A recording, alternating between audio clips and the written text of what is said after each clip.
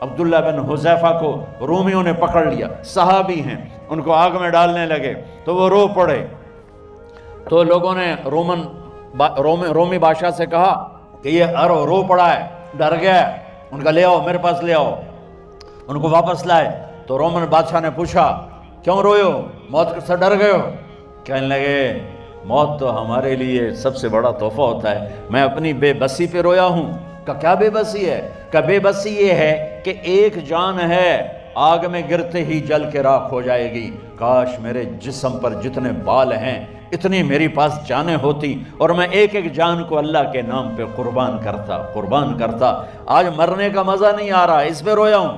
تو بادشاہ اتنا حیران ہوا، انہوں نے کہا تو میرا ماتھا چوم دے اور میں تمہیں آزاد کرتا ہوں۔ تو اس کا ماتھا چوما، انہوں نے چھوڑ دیا۔ اللہ کی قسم اگر اللہ راضی ہے تو پھر موت سے بڑھ کر کوئی تحفہ نہیں، اس سے بڑھ کر کوئی